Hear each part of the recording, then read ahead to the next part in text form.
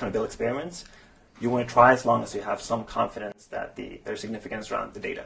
So if there's 0.1% change, it probably doesn't matter. But if there's like 5% change, you want to make sure that that change is significant. There's a fairly easy way to figure that out, just looking at the math and the numbers. And once you have that, you should probably just implement that experiment and go on to the next one. Your rate of experiments is another great kind of source to how you become, to how you grow faster. So if you have a few experiments and you have some small wins, and it's kind of natural thinking that if you have more experiments with some number of small wins, the more you will grow. And if all these experiments are focused around conversion optimization or compounding growth, then they all kind of pay off over time. And one way to,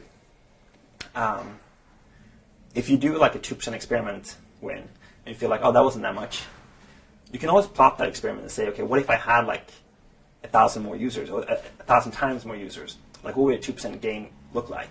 And you plot that curve next to each other and say, like, if I have a 2% more growth, and that's compounding over time, like, it becomes a lot of users. So like in the early days, small things really matters, especially if you do a lot of small things.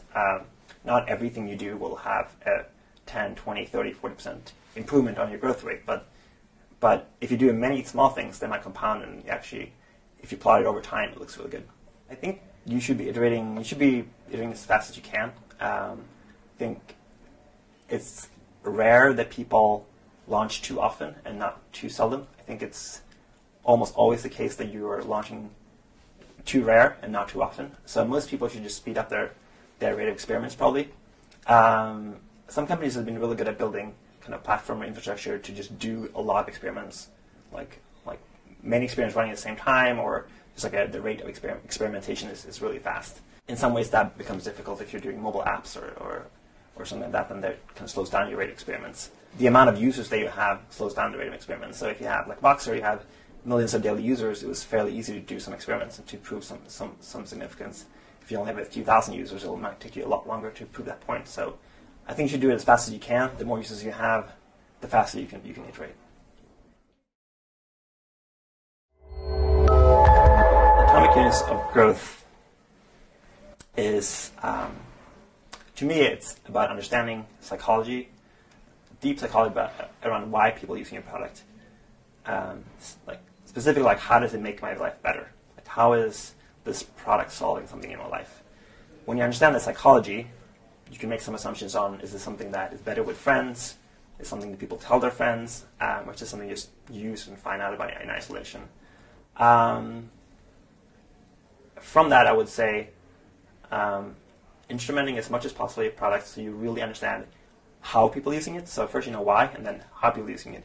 If you know why and how, then it's pretty easy to think about, okay, if you have this is not easy to get these things right, but if you know exactly why people are using your product, what problem it solves, and exactly how they're using it, could go from there and try to improve some of these things is probably fairly easy. And then if you understand how people describe your product, you can probably build some hypothesis around how do you describe your product to people that don't yet use your product, and how does it change? Could it change their lives?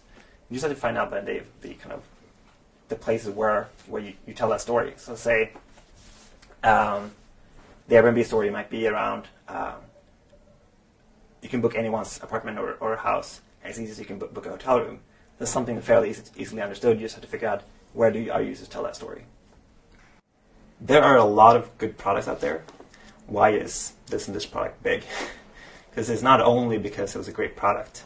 It's sometimes because it was a great product combined with a great growth execution. They executed how that product grew really well.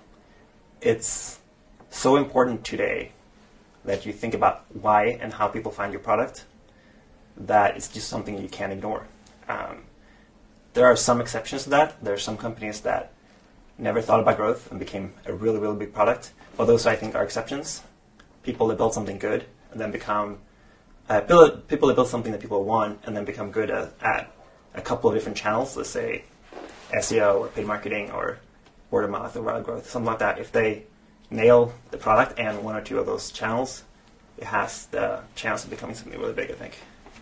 In some way, I think it was Andy Jones who phrased this, every company needs to have They might have a backend team, have an iOS team, they have a finance team. They should have a growth team in the same way because it's something just as important as any of those things I first mentioned.